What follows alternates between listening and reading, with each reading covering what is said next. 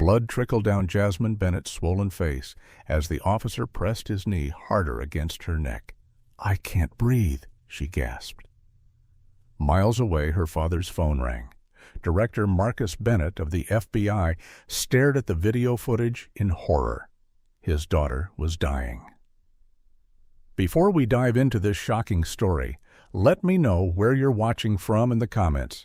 Hit that like button and subscribe if you want to see justice served. Can the most powerful law enforcement official in America save his own daughter from a corrupt system? Let's find out.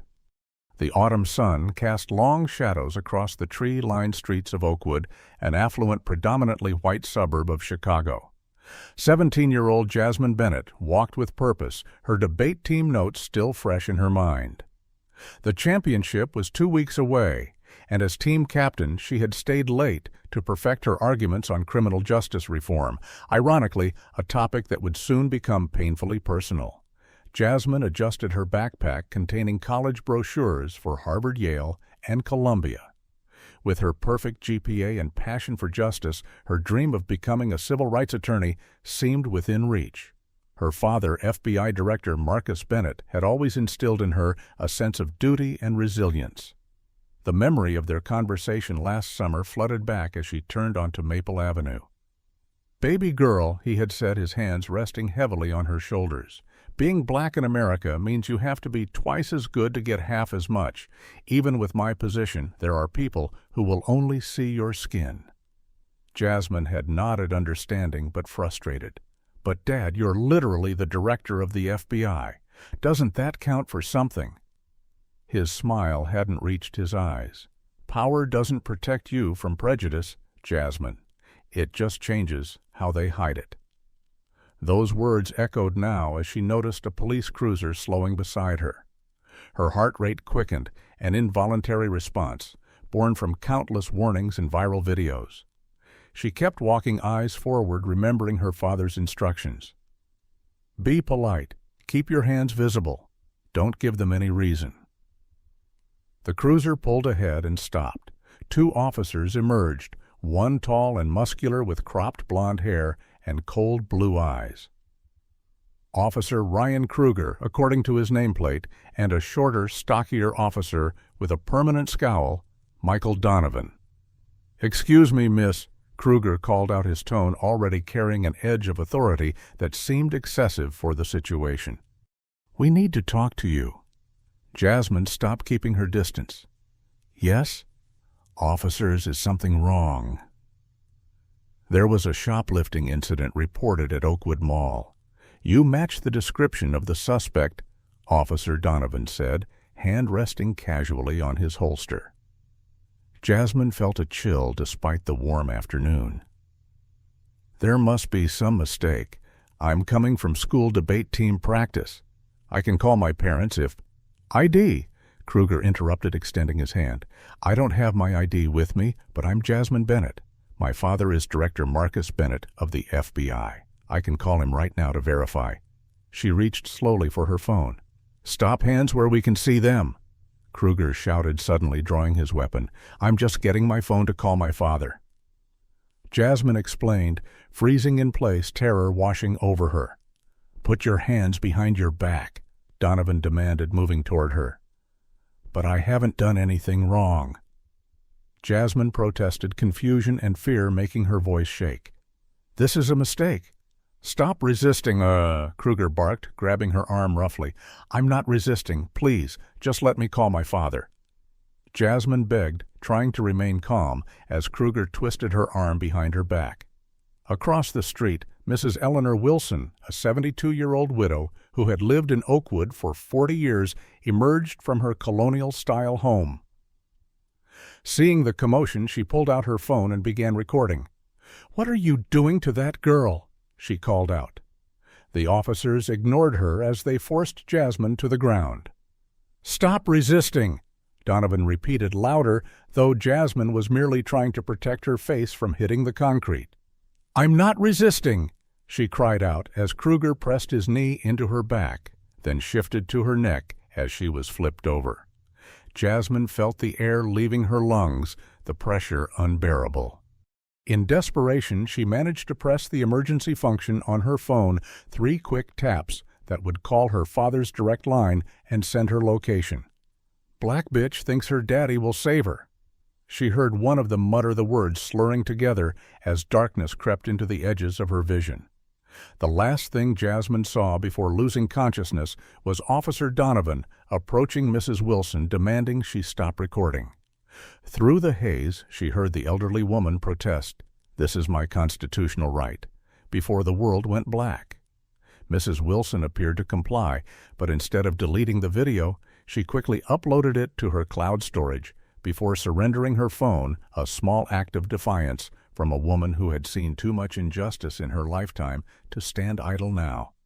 Director Marcus Bennett sat at the head of the polished conference table in Secure Briefing Room A at FBI headquarters, listening intently as his counterterrorism team presented findings on a potential threat to national infrastructure.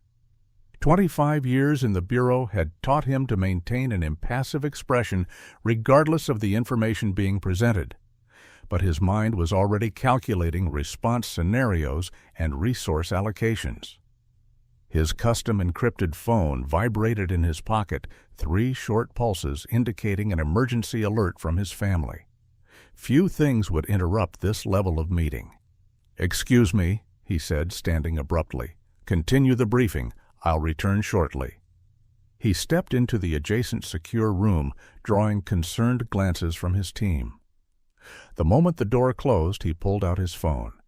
The emergency alert from Jasmine showed her location and automatically connected a call. Instead of her voice, he heard muffled shouting, the unmistakable sound of a struggle. "Jasmine!" he called out, his professional composure cracking. "Jasmine!" More shouting unintelligible words than a chilling phrase in the background. "Black bitch thinks her daddy will save her." A second phone, his personal device, buzzed with a text from an unknown number. "Director Bennett, your daughter needs you. Video attached." His hand, steady during countless crises, trembled slightly as he opened the file. The video showed Jasmine on the ground, an officer's knee pressed against her neck, her face contorted in pain. "I can't breathe," she gasped the words that had become a terrible refrain in American life. Bennett's world narrowed to a pinpoint of cold rage and fear. He immediately called his security team leader. "Adams, my daughter's in trouble. Sending location now. Get to her immediately. Full tactical response. Local PD involved. Neutralize the threat to my daughter by any means necessary." Next, he called the Chicago police superintendent, a man he'd worked with on federal task forces. "Carl, this is Director Bennett. Officers in Oakwood are assaulting my daughter right now. I need immediate intervention." The superintendent's response was frustratingly bureaucratic. "Oakwood's not my jurisdiction, Marcus. They have their own department. I can make a call, but—" Bennett cut him off. "Make the call now. Tell them they're assaulting the FBI director's daughter, and there will be hell to pay if she's harmed further." He ended the call and immediately dialed Oakwood's mayor, Jonathan Williams, with whom he'd had minimal contact at a few political functions. "Mayor Williams, FBI Director Marcus Bennett. Your officers are currently assaulting my 17-year-old daughter on Maple Avenue. I want them stood down immediately." The mayor's response was cool, almost dismissive. "Director Bennett, I'm sure there's been some misunderstanding. Our officers are highly trained professionals who—" "I'm looking at video evidence right now." Bennett interrupted, his voice deadly calm. "If anything happens to my daughter, I will bring the full weight of the federal government down on your department." The mayor's tone shifted slightly. "Let me look into this situation and call you back." "You have 5 minutes," Bennett replied before hanging up. He quickly called his wife, Vanessa, a former prosecutor who now ran a legal nonprofit. "Van Jasmine's been arrested in Oakwood. Officers used excessive force. She's hurt. I'm deploying resources, but I need your help." Vanessa's response was immediate and focused. "Sending our attorney to Oakwood PD now. Calling our contacts at Justice Civil Rights Division." What hospital would they take her to? Likely Oakwood Memorial. Meet me there. I'm taking the helicopter. As Bennett moved toward the exit, he noticed his deputy director, Thomas Reynolds, watching him with an unreadable expression. "Family emergency," Bennett explained tersely. "Critical situation. I'll brief you later." Reynolds nodded. "Anything I can do?" Something in his tone made Bennett hesitate. Not at this time. As he hurried to the helipad, Bennett's phone exploded with notifications. The video of Jasmine was spreading across social media, already being picked up by news outlets. The initial framing troubled him deeply. Teen violently resists arrest in Oakwood. No mention of excessive force, no mention of her being a minor, certainly no mention of her father's position. Bennett recognized the familiar pattern of narrative setting that happened in these cases, how quickly public opinion could be shaped against the victim. By the time he boarded the Bureau helicopter, Bennett had made the decision to fight this battle on two fronts, through official channels and through carefully cultivated unofficial ones. As the helicopter lifted off, Bennett stared at the frozen image of his daughter on his phone screen, her face contorted in pain. The man who commanded thousands of federal agents who had faced down terrorists and criminal masterminds felt utterly powerless. The helicopter turned northwest toward Chicago as Bennett made another call, this time to a journalist he trusted. The daughter he had taught to navigate a world that wouldn't always see her humanity was now caught in exactly the scenario he had feared most. But unlike countless other black parents facing the same nightmare, Marcus Bennett had resources, and he intended to use every single one of them. The FBI helicopter touched down on the rooftop landing pad of Oakwood Memorial Hospital with a precision that matched Director Bennett's focused fury. Two agents from the Chicago field office were already waiting, their expressions grim. "Status, sir," Bennett demanded as his feet hit the concrete.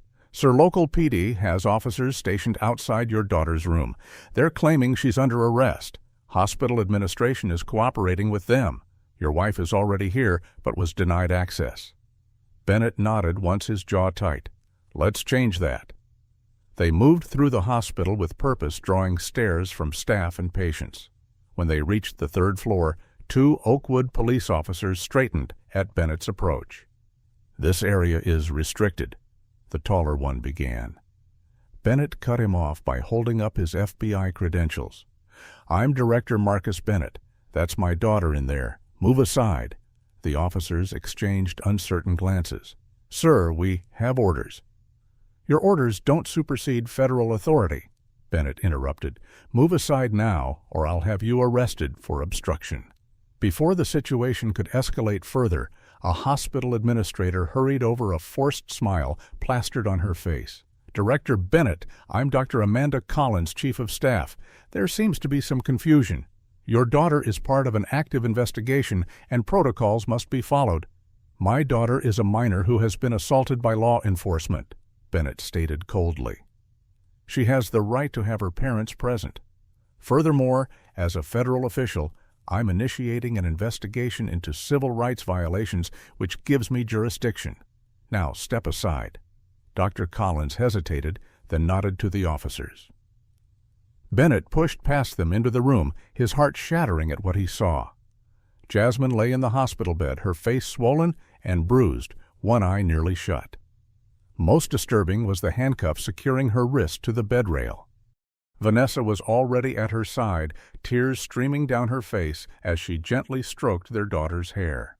"Daddy," Jasmine whispered, her voice hoarse. Bennett moved to her immediately, carefully embracing her. "I'm here, baby girl. I'm here now." They cuffed her to the bed.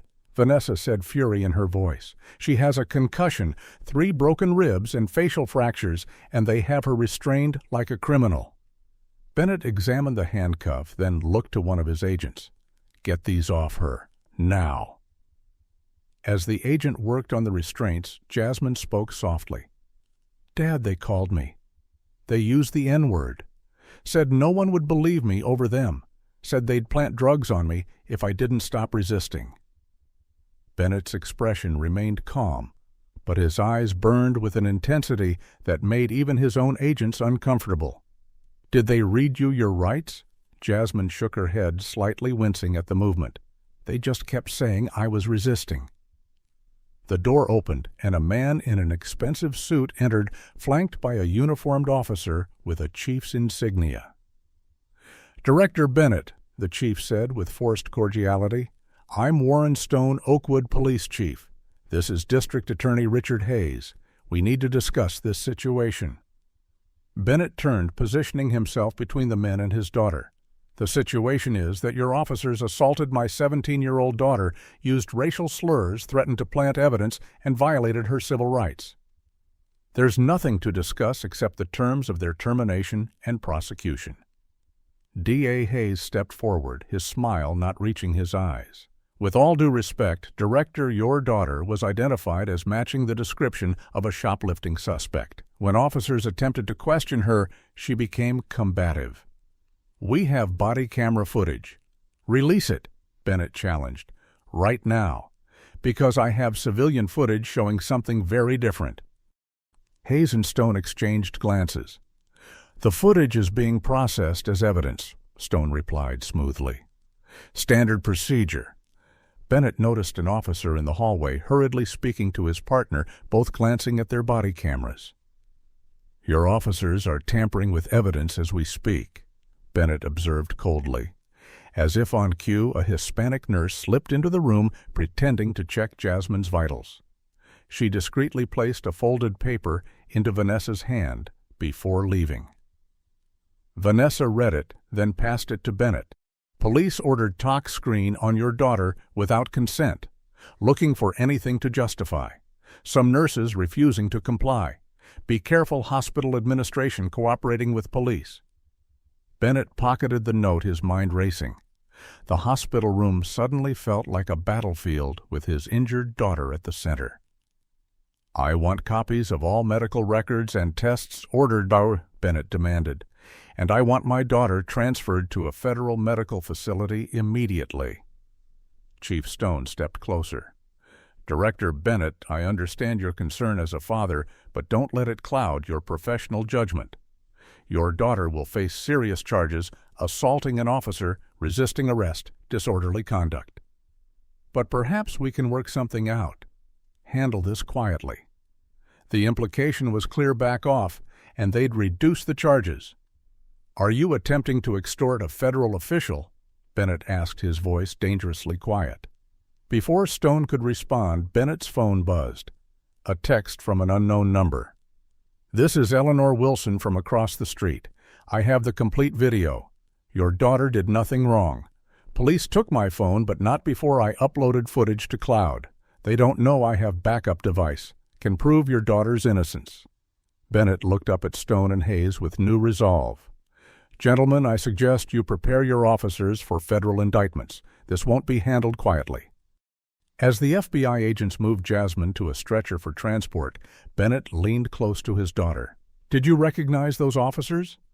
"Had you seen them before?" Jasmine nodded slightly. "At school sometimes. They're always harassing minority students, especially ones driving nice cars or walking through the wealthy neighborhoods. Everyone knows to avoid them." Bennett squeezed her hand gently. "You're safe now, and they'll never do this to anyone else again." As they prepared to leave, Chief Stone blocked the doorway.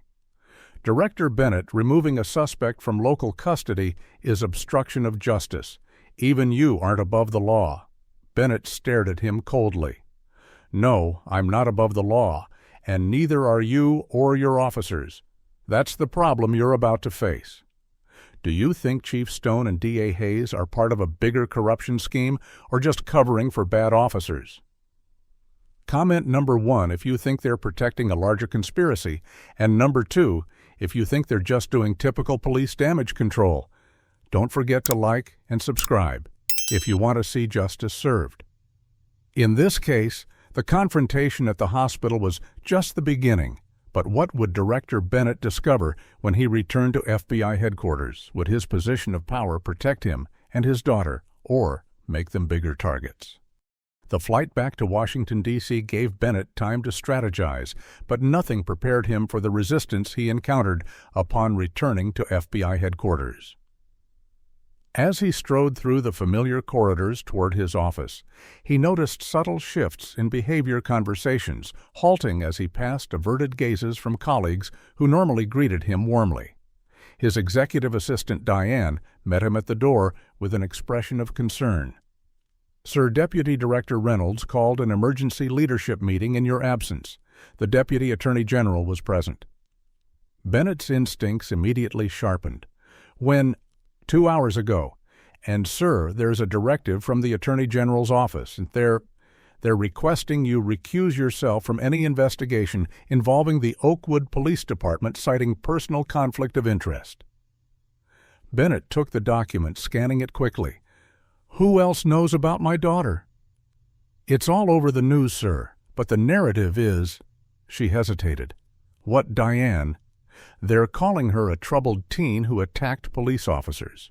Some outlets are questioning your leadership, suggesting you've been distracted by family problems." Bennett's phone rang Vanessa, calling from the secure medical facility where Jasmine had been transferred. "Marcus, they've formally charged her," she said without preamble. "Assaulting a police officer, resisting arrest, disorderly conduct. And now they've added making false statements to police. Bail hearing tomorrow." "They're trying to establish their narrative," Bennett replied. "Make it look like any investigation I launch is just a father abusing power to protect his criminal daughter." "It's worse than that," Vanessa said. "I've been researching cases handled by these officers. There's a pattern, Marcus. Black and brown kids charged with resisting arrest in that same neighborhood. Most plead out even when innocent because they can't fight the system. But the cases that do make it to court all have the same judge, same prosecutor." Bennett entered his office, closing the door. "Send me everything you have. I need to know what we're really dealing with." As he ended the call, Deputy Director Reynolds entered without knocking, a small but telling breach of protocol. "Marcus, Gio," he said, using Bennett's first name despite their professional setting. "We need to talk." Reynolds, a tall man with silver hair and a politician's smile, closed the door behind him. "I've known you 20 years. I respect you immensely. That's why I'm here as a friend, not just your deputy." Bennett remained standing. "What's on your mind, Thomas? The optics of this situation are problematic. You need to step back and let the system work. Your security clearance has been temporarily restricted, pending review standard procedure, when there's potential for personal factors to influence judgment." Bennett felt a cold certainty settle in his gut. This wasn't just about 2 cops who'd assaulted his daughter. Who ordered the restriction? "It came from above," Reynolds replied vaguely. "Marcus, think about this rationally. Your daughter is young, probably angry about social justice issues, like most kids her age. Maybe she did resist those officers. Teenagers make mistakes." Bennett studied his longtime colleague, seeing him with new eyes. "My daughter was walking home from debate practice. She's the captain of the team. Their topic this year is criminal justice reform. Interesting coincidence, don't you think?" Reynolds shrugged. "The point is, you can't use Bureau resources for a personal vendetta. It will end your career and tarnish everything you've built." "Is that a threat, Thomas?" "A reality check from a friend." After Reynolds left, Bennett checked social media, finding a coordinated campaign already in full swing. FBI Director's daughter criminal or victim? Should Bennett resign over family troubles? Sources close to FBI Director reveal history of tension with daughter. Bennett recognized the hallmarks of a professional disinformation operation.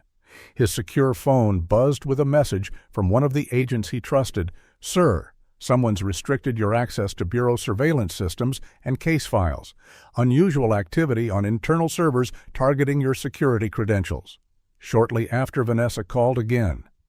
"Marcus, I've been getting threats. Someone followed me from the hospital, and the law firm is suddenly facing an unscheduled audit from the IRS." Bennett connected the dots quickly. "They're trying to isolate us, cut off our resources." "There's more," Vanessa continued. "I've found 6 previous cases where minority teens were arrested by Kruger and Donovan for resisting arrest in affluent neighborhoods.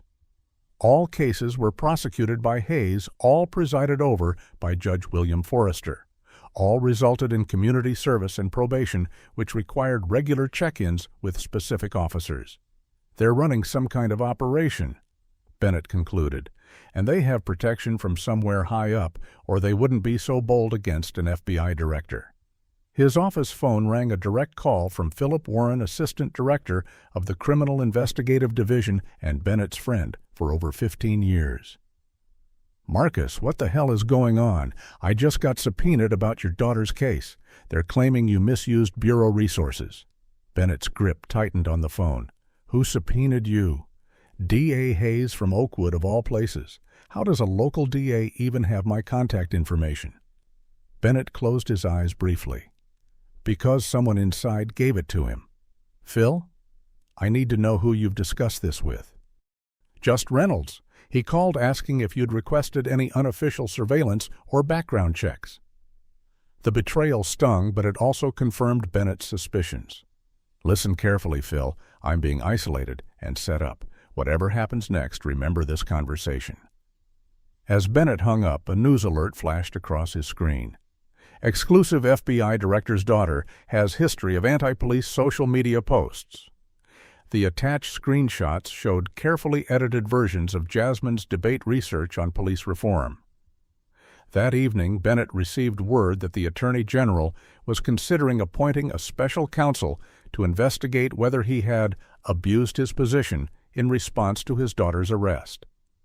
Meanwhile, at the medical facility, Jasmine reported that hospital staff were treating her with suspicion, some outright hostility.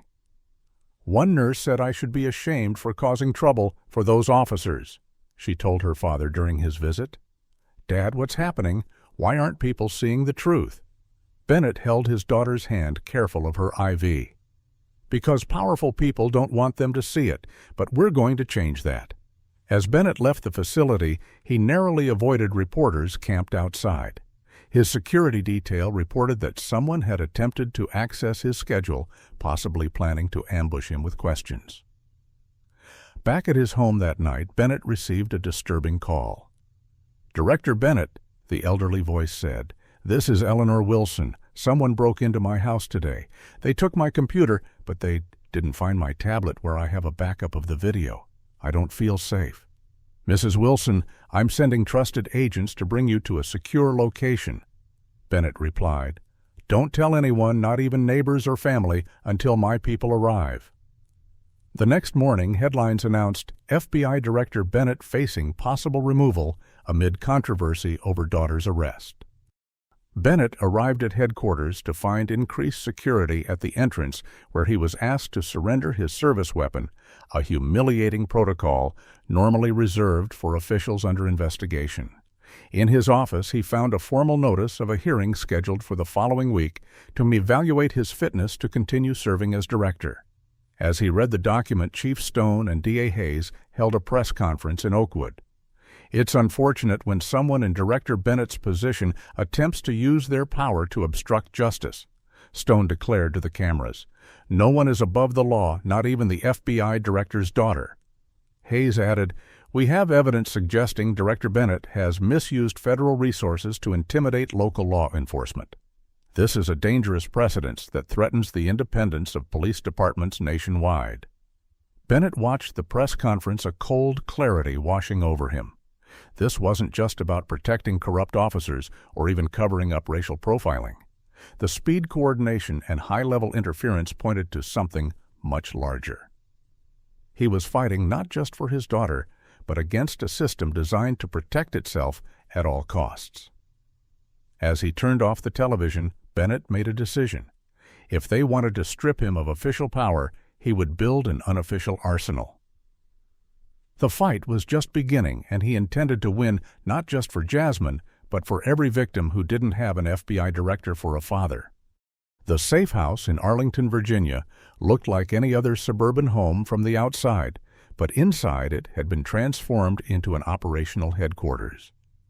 Bennett had chosen this location carefully, owned by a retired agent through a shell company. It wouldn't appear in any records connected to him. Around the dining room table sat a carefully selected team: 4 FBI agents Bennett trusted implicitly, all technically on leave, to avoid official scrutiny.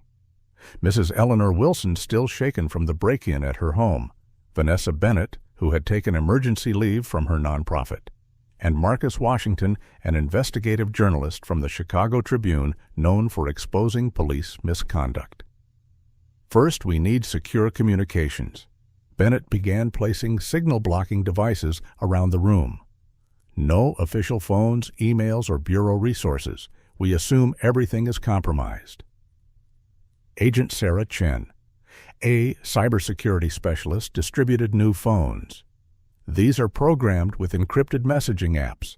They route through multiple servers, making them nearly impossible to trace. Use code names and avoid specific details in all communications. Bennett nodded approval. Next, we need to establish exactly what we're dealing with. This goes beyond 2 officers using excessive force. He turned to his wife. Vanessa, what have you found on previous cases? Vanessa opened her laptop. I've identified 23 cases in the past 18 months involving Officers Kruger and Donovan arresting minority youth in Oakwood and surrounding affluent areas. Most charges were for resisting arrest, disorderly conduct, or trespassing. The pattern is clear. These officers target black and brown kids who are in white spaces. Most families can't afford lengthy legal battles, so they accept plea deals. And those who don't, Bennett asked, face Judge William Forrester, who has never ruled against the Oakwood PD in his 15 years on the bench. Sentences typically include probation with regular check-ins and community service at specific locations. Bennett frowned. What locations? 3 main sites: Oakwood Community Center, Richardson Development Group's construction projects, and the County Records Office. The name Richardson triggered something in Bennett's memory. Richardson Development, who owns that? Marcus Washington, the journalist, spoke up. Maxwell Richardson, major real estate developer, largest donor to the police union, and coincidentally the biggest contributor to Judge Forrester's re-election campaign. He also donated $500,000 to the Attorney General's previous campaign, Bennett added. Now we're seeing connections. The door opened and Agent Rodriguez entered, a 10-year veteran of the Oakwood Police Department before joining the FBI.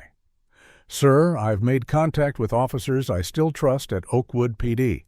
Most are too scared to talk, but one confirmed there's an unofficial quota system for arrests in certain neighborhoods, specifically areas Richardson Development has shown interest in purchasing. Gentrification enforcement, Vanessa murmured. Harass minorities until they leave property values drop, then buy cheap and redevelop. Bennett turned to Mrs. Wilson. Your video is crucial evidence. You mentioned you saw them apprehend Jasmine. Was there anything else you noticed? The elderly woman nodded.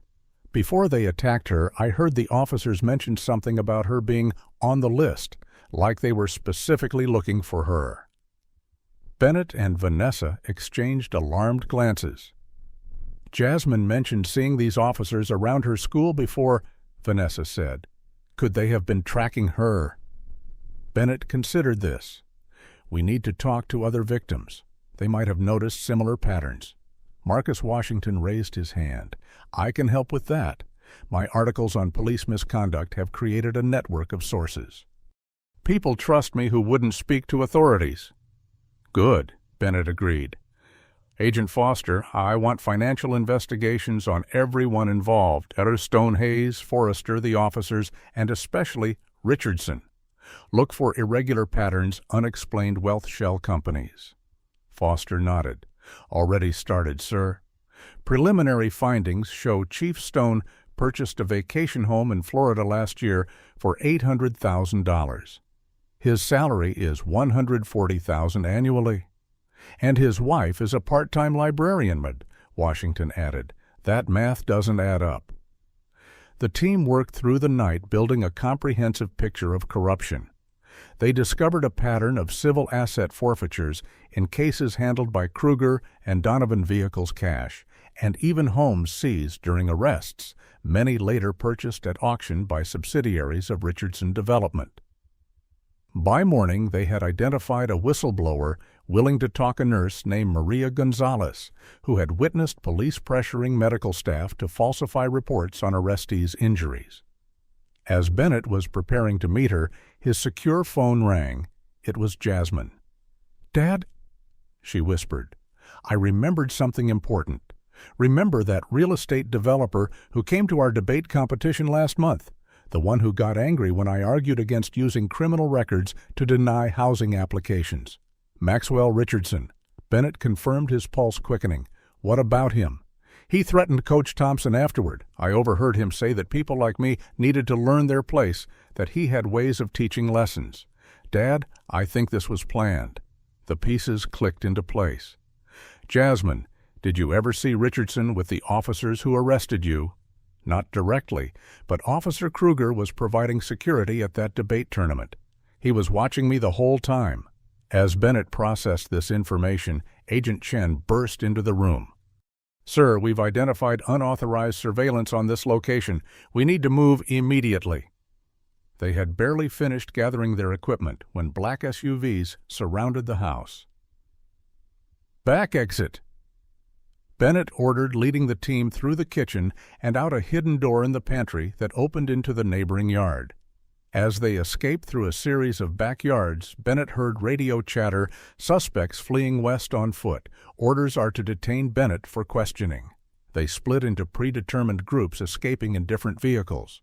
Bennett, Vanessa, and Mrs. Wilson headed to a secondary safe house, while the others scattered to continue their assignments. Once secure, Bennett contacted his team. Everyone had escaped, but the message was clear. Someone with significant resources and intelligence capabilities was tracking them. They wouldn't risk exposing themselves like this unless we're getting close to something big, Bennett told Vanessa as they settled into the new location. "The question is, how high does this go?" As if in answer, his secure phone received a message from Agent Foster. "Sir, found connection between Richardson Development and Deputy Director Reynolds. Reynolds' brother-in-law received consulting contracts worth $3 million over 5 years. No evidence actual work was performed." Bennett stared at the message, the betrayal cutting deep despite his suspicions. Reynolds hadn't just been following orders, he was actively complicit. "We need to accelerate our timeline," Bennett told his team. "They're getting desperate, which means we're on the right track, but it also means they'll take more risks to stop us." As night fell, Bennett looked out the window of their new safe house, watching for any sign of surveillance. The system he had served faithfully for 25 years was now targeting him and his family. But systems were made of people, and people left evidence. As director of the FBI, Bennett had learned to follow evidence no matter where it led. Now he would use those same skills to expose a corruption that reached far beyond a single police department, even if it cost him his career. The secure laptop screen illuminated Bennett's face as encrypted files began decoding and revealing a web of corruption more extensive than he had initially suspected. Agent Foster had managed to crack the encryption on communications between Chief Stone and various associates, providing the first concrete evidence of the operation. "Look at this," Bennett said, pointing to a series of messages. "They're not just profiling and harassing minorities, they're running a coordinated operation." Vanessa leaned closer, reading over his shoulder. "Drug plants falsified reports. They're creating criminals to justify arrests." Agent Rodriguez, who had arrived an hour earlier with new intelligence, nodded grimly. "It's a common tactic. Plant drugs on someone, arrest them, then offer a deal. Plead guilty to a lesser charge. Avoid jail time. But now you have a record that follows you forever." Bennett scrolled through more documents. "And once they have a record, they become targets for further harassment, can't get housing in certain areas. Employment opportunities vanish. It's systematic displacement." The most disturbing evidence came from financial records showing how the Oakwood Police Department had dramatically increased civil asset forfeitures over the past 3 years. Vehicles, cash, and even homes seized during arrests, often from minority residents, were being auctioned off at fraction of their value. "And look who's buying them," Vanessa pointed out, pulling up property records. Subsidiary companies all connected to Richardson Development. Washington, who had been analyzing media coverage patterns, joined them. Richardson's company specializes in neighborhood revitalization, buying up properties in declining areas, then redeveloping them as luxury housing. But first, they need those areas to decline. Bennett connected the dots. So they use Kruger Donovan and other officers to target minorities, especially in neighborhoods Richardson wants to acquire. Arrests lead to forfeitures records that make getting new housing difficult and general harassment that encourages people to move out. Property values drop, Vanessa continued. Richardson buys cheap through shell companies, redevelops, and sells high. Clean legal profit built on dirty police work. Bennett pulled up another document, a map, overlaying arrest data with Richardson's property acquisitions. The pattern was undeniable. But this wouldn't work without cooperation from the DA's office and the courts, he noted. Hayes always prosecutes these cases, and Judge Forrester always rules in their favor. Agent Chen entered with new information from their digital forensics team. Sir, we've decrypted more communications. It goes beyond property acquisition. Richardson's company receives city contracts for infrastructure projects in the revitalized areas, contracts worth millions. Political connections, Bennett mused. That explains the high-level interference when we started investigating. The next revelation hit even closer to home. Agent Foster discovered payments from Richardson to FBI Deputy Director Reynolds through an elaborate network of consulting firms. 3 shell companies, all leading back to Reynolds's brother-in-law, Foster explained. Over $3 million in consulting fees for services never rendered. Bennett felt the betrayal like a physical blow. That's why Reynolds tried to shut down our investigation. He's on Richardson's payroll. The most troubling discovery came when Mrs. Wilson arrived with Jasmine, who had been safely extracted from the medical facility. Dad, Jasmine said, examining the evidence board they'd created, I recognize him. She pointed to Maxwell Richardson's photo. He came to our debate tournament last month. He got really angry during my presentation on housing discrimination. Afterward, I overheard him telling someone on the phone that Bennett's daughter needs to be taught a lesson. Bennett felt a chill. You're saying Richardson specifically targeted you. This wasn't random. Jasmine nodded. Officer Kruger was providing security at that tournament. He watched me the whole time, especially after Richardson spoke to him. Bennett turned to Agent Rodriguez. Is that possible? Would officers carry out a targeted intimidation like this? Rodriguez's expression was grim. Absolutely, especially if Richardson has leverage over them, and targeting the FBI director's daughter that sends a powerful message to anyone thinking of challenging them. Vanessa pulled up another file, Richardson's political donations. He's been the largest donor to the police union for 5 years running, but look at his federal contributions. The list was illuminating significant donations to key members of congressional oversight committees for the FBI, the Attorney General's previous campaign, and several senators who controlled bureau funding. He's been building political protection, Bennett realized, insurance against any federal investigation. Washington had been interviewing former victims of Kruger and Donovan, building a pattern of abuse. Sir, I found something disturbing. Each victim reported the same threat that evidence would be planted if they didn't cooperate. But 3 victims who fought the charges had something else in common. All 3 had their younger siblings taken by Child Protective Services shortly after refusing plea deals. Jesus, Vanessa whispered. They're threatening families. Bennett stared at the evidence wall, the full scope of the conspiracy becoming clear. Richardson isn't just a corrupt developer. He's created an entire system of control and profit using the police as his private security force, the courts as his processing center, and political connections as his shield. The final piece fell into place when Agent Chen decrypted emails between Richardson and the previous FBI Director Bennett's predecessor, who had resigned unexpectedly 2 years earlier.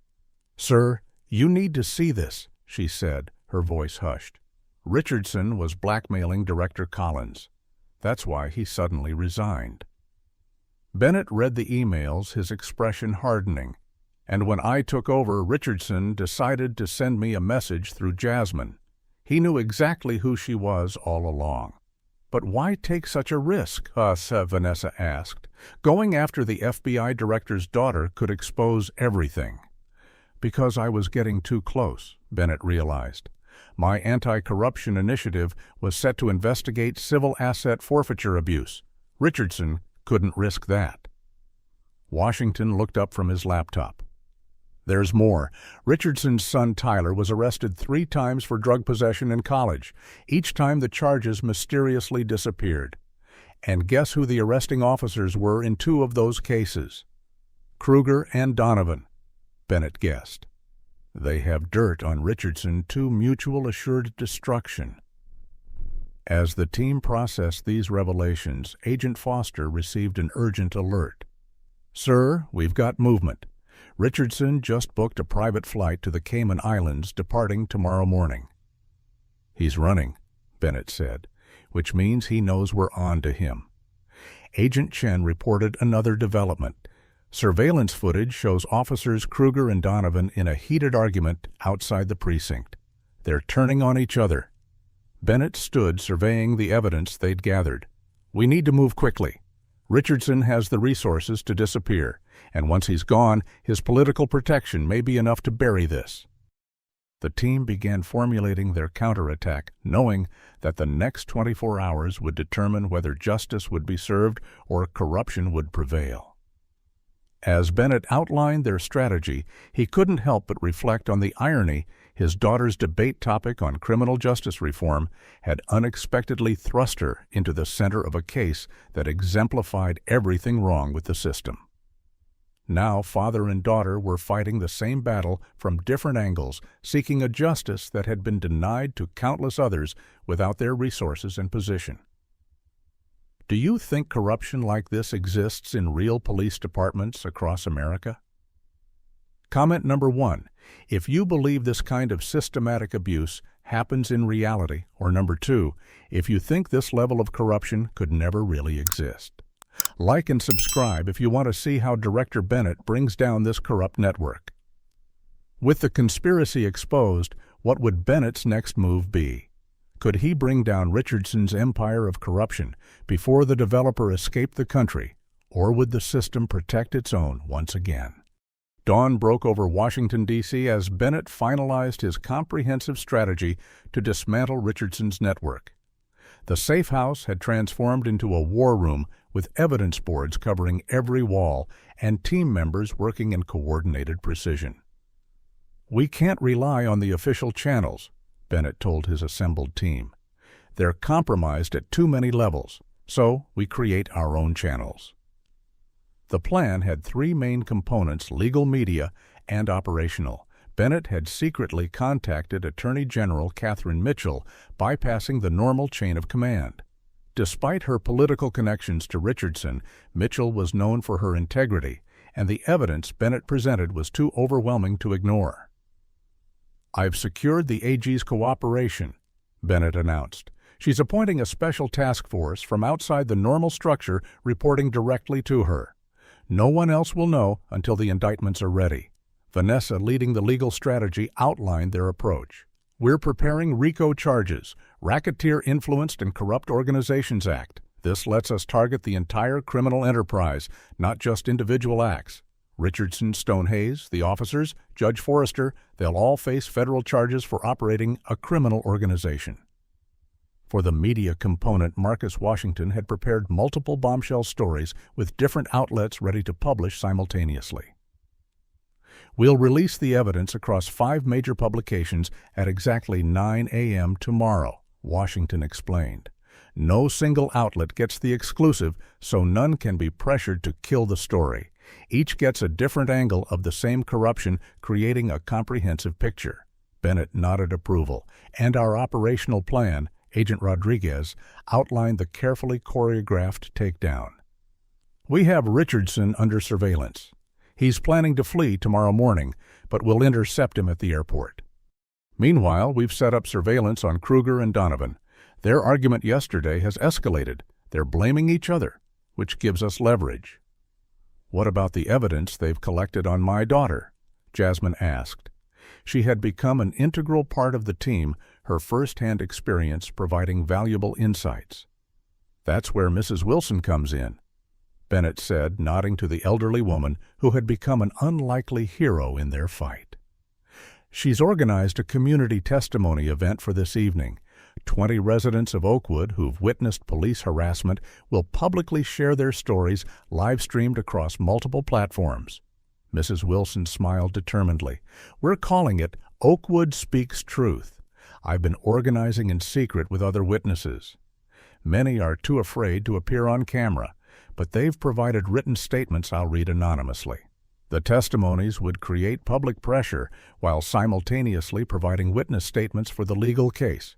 Bennett had also arranged protection for key witnesses. Maria Gonzalez and Officer James Rodriguez will be placed in witness protection, he explained, referring to the nurse and the Oakwood officer who had provided crucial insider information.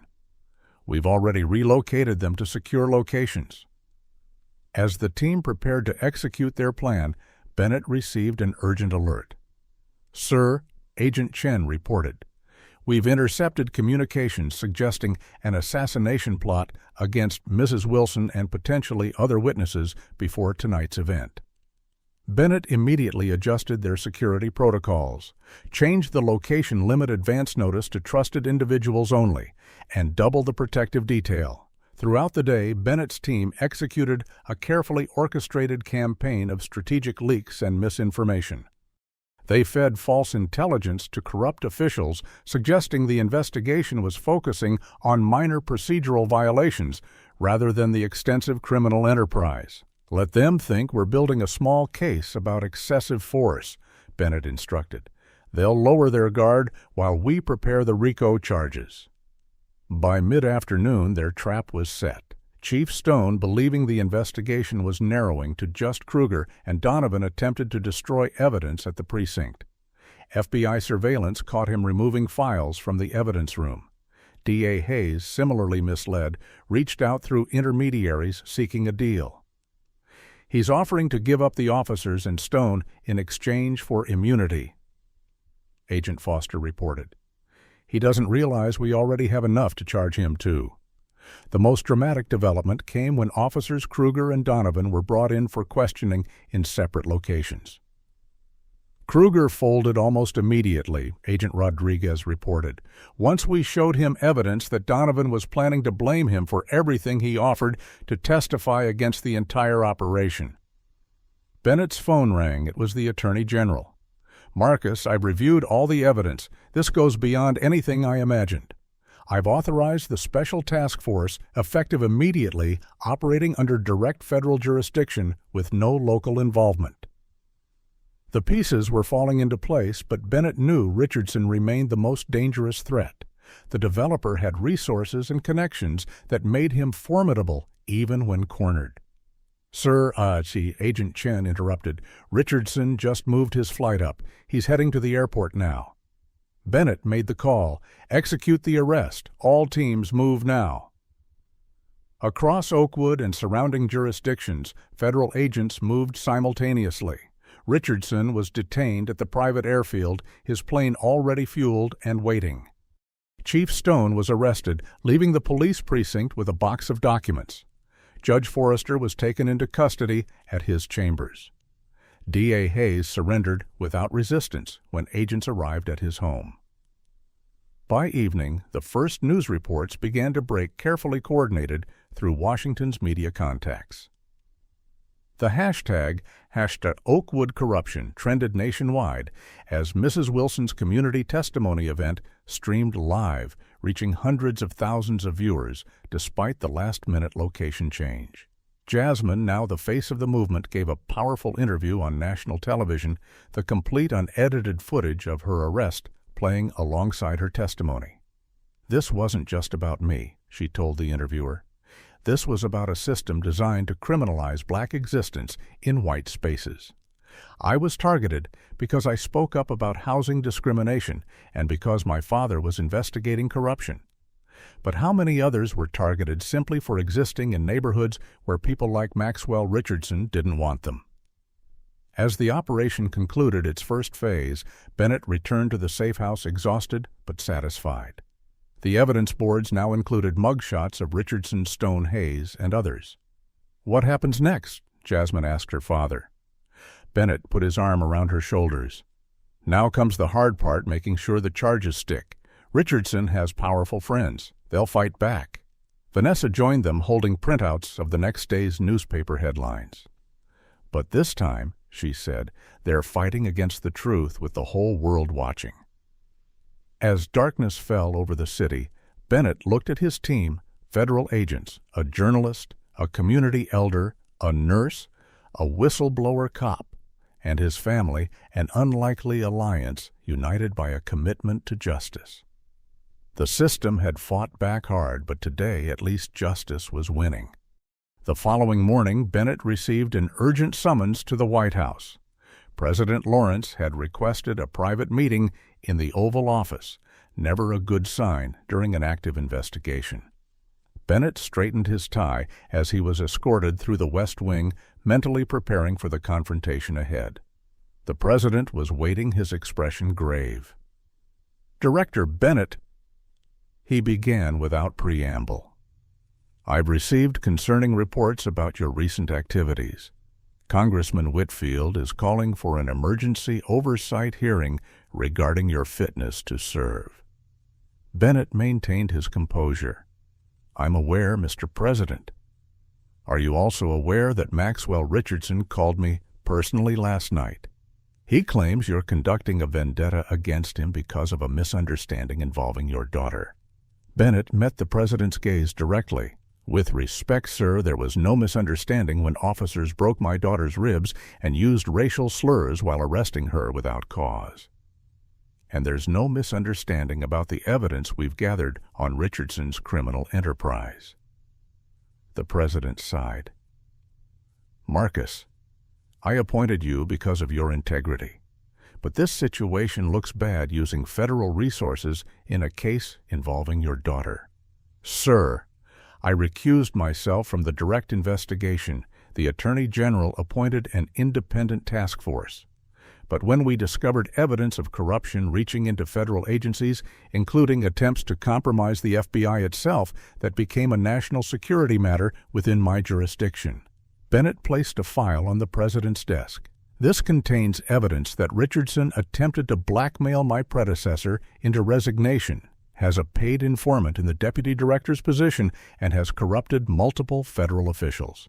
If you still believe I'm overstepping, I'll submit my resignation immediately." The president opened the file, his expression changing as he reviewed the contents. "This is verified. Every piece, sir, and there's more. Richardson isn't just corrupting local police for real estate schemes. He's created an infrastructure that could be used for more dangerous activities. We've found connections to extremist groups and evidence of blackmail against officials with access to sensitive information." The president closed the file. "Proceed with your investigation, Director. You have my support." As Bennett left the White House, he received word that Congressman Whitfield had scheduled an emergency hearing for that afternoon, a clear attempt to derail the investigation before more arrests could be made. Bennett decided to face the challenge head-on. The hearing room was packed with media, political operatives, and curious spectators when Bennett took his seat at the witness table. Congressman Whitfield, a longtime Richardson ally, began his attack immediately. "Director Bennett, isn't it true that you deployed FBI resources, including helicopter transport and armed agents, in response to your daughter's arrest for criminal activity?" Bennett leaned into the microphone. "My daughter was violently assaulted by police officers while walking home from school. She was targeted because of her race and because of my position. And yes, I responded as both a father and as the FBI director when I witnessed a civil rights violation in progress. So you admit to using federal resources for personal matters. I admit to witnessing a crime and responding appropriately. When it became clear that the incident was connected to broader corruption that had compromised federal officials, including within the FBI itself, it became a matter of national security. Bennett then did what no one expected. He laid out the entire case methodically, presenting evidence of Richardson's operation, the corruption of local officials, and the attempts to infiltrate federal agencies.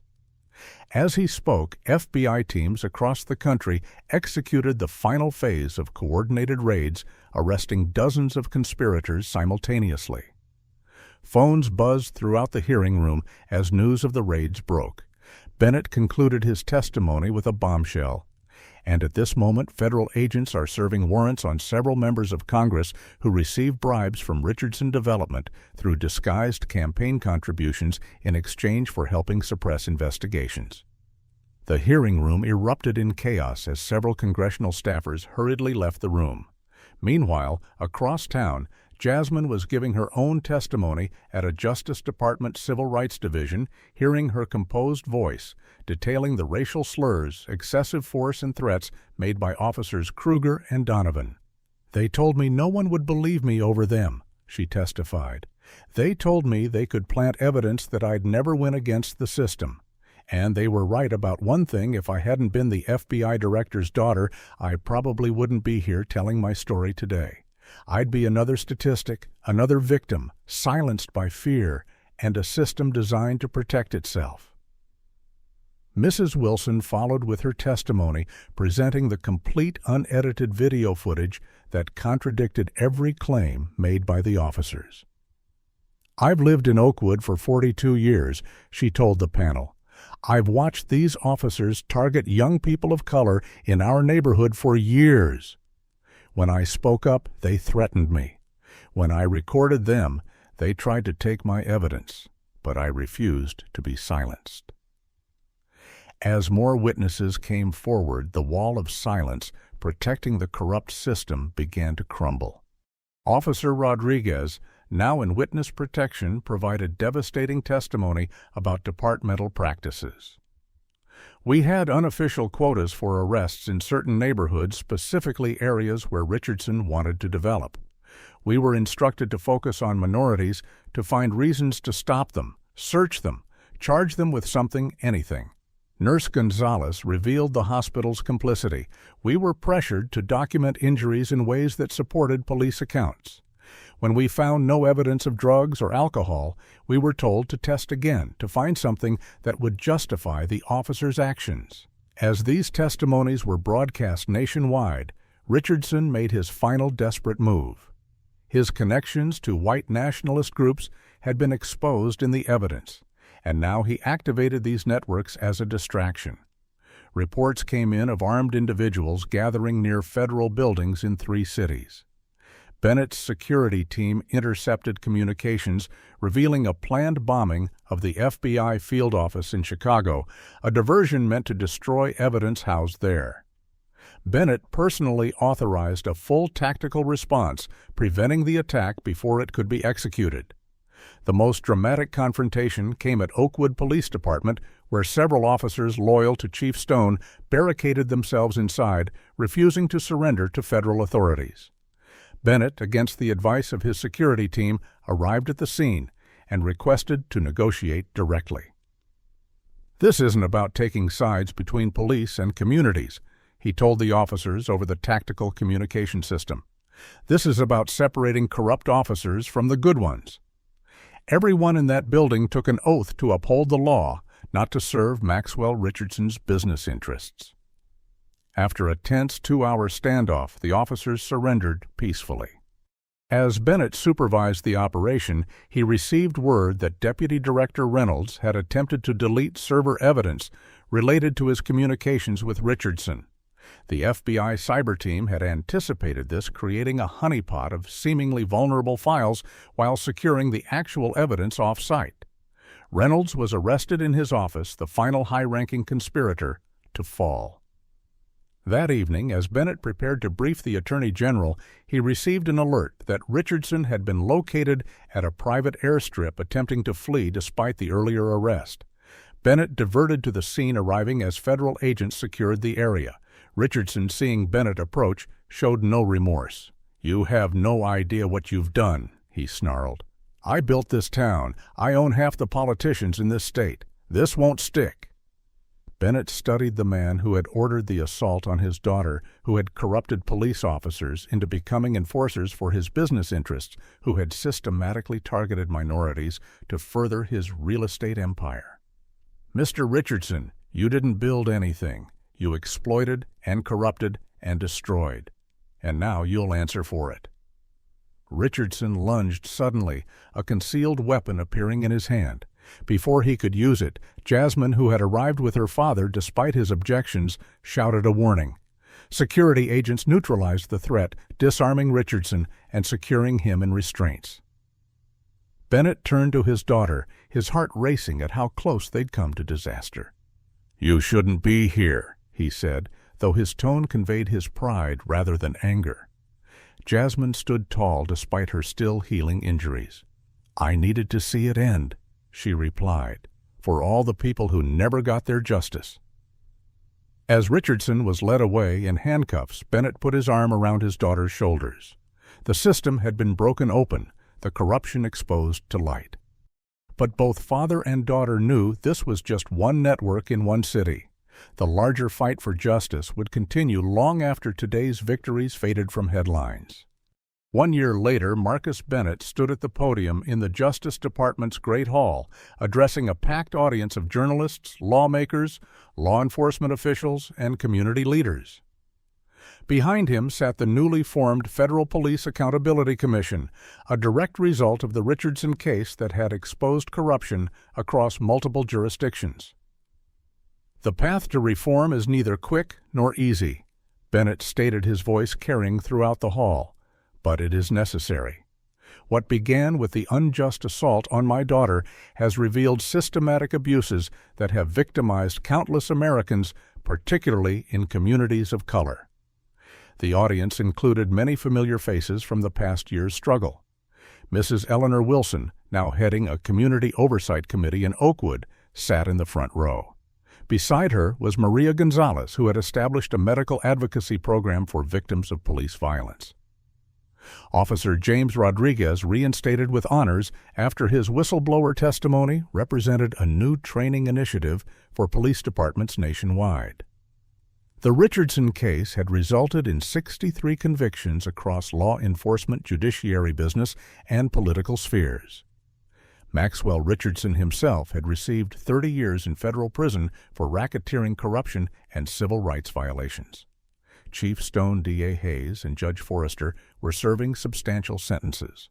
Officers Kruger and Donovan had turned state's evidence, receiving reduced sentences in exchange for testimony that helped dismantle similar operations in 3 other cities. "Today," Bennett continued, "we announce the findings of our nationwide investigation into similar patterns of corruption. We have identified 27 police departments where civil asset forfeiture has been systematically abused to target minority communities and facilitate gentrification schemes." The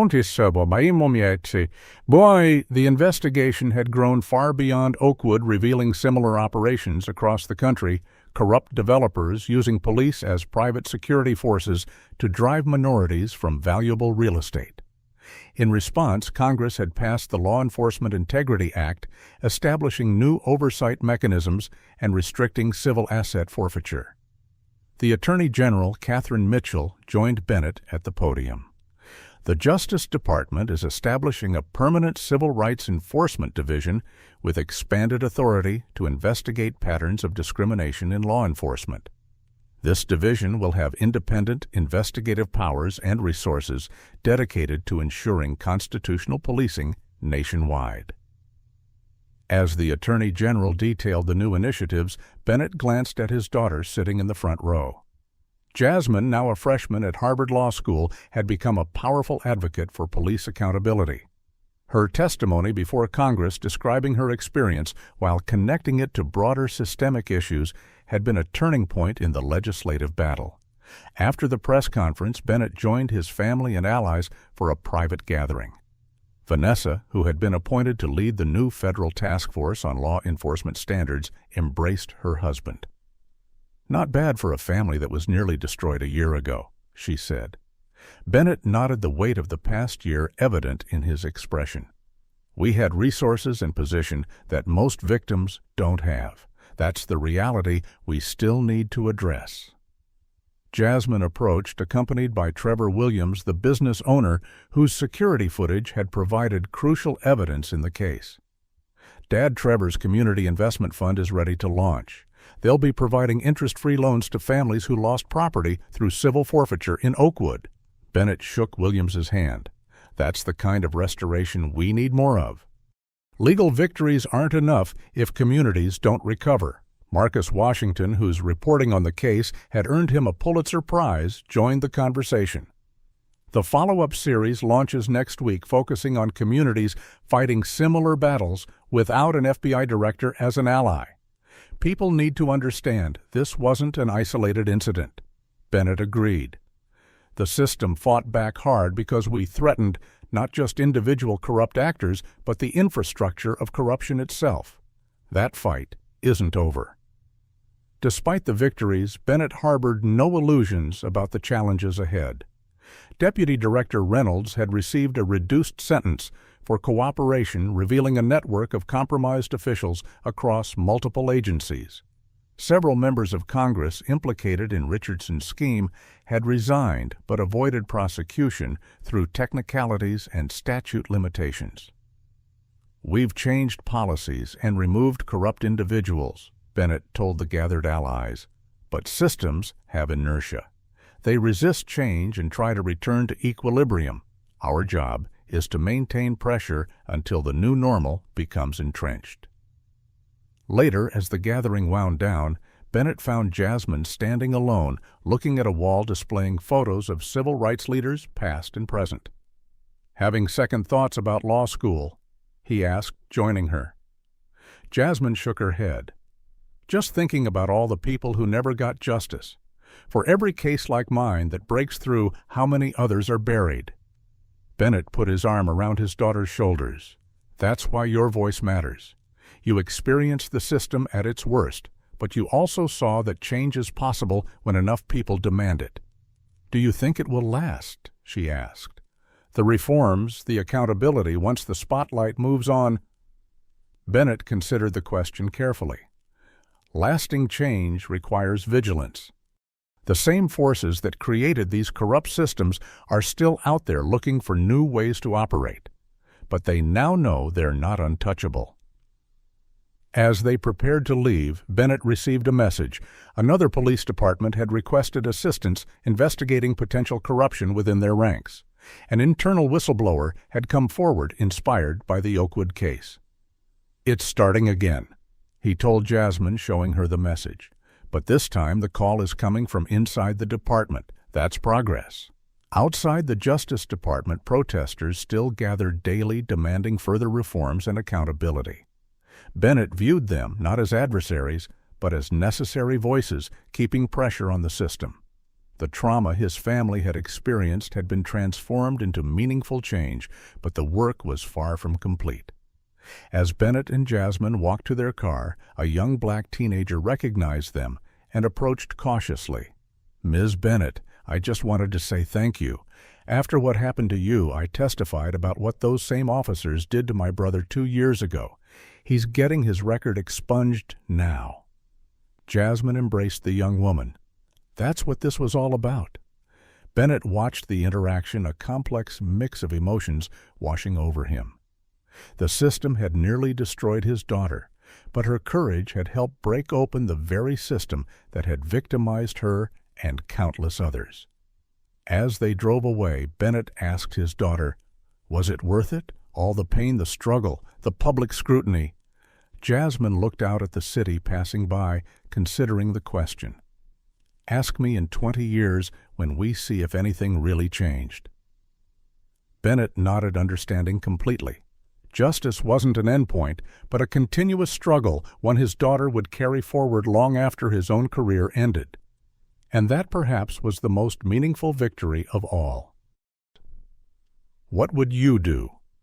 If you witnessed police misconduct in your community, would you have the courage to record it like Mrs. Wilson did, or would fear stop you? Comment below with your thoughts, and don't forget to like, subscribe, and share this video if you believe in holding power accountable. Thank you for watching this story of corruption exposed and justice served.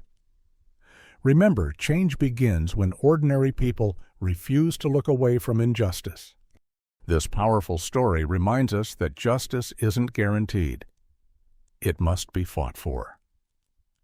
When systems become corrupt, they protect themselves at all costs, targeting anyone who threatens their operation, regardless of position or power.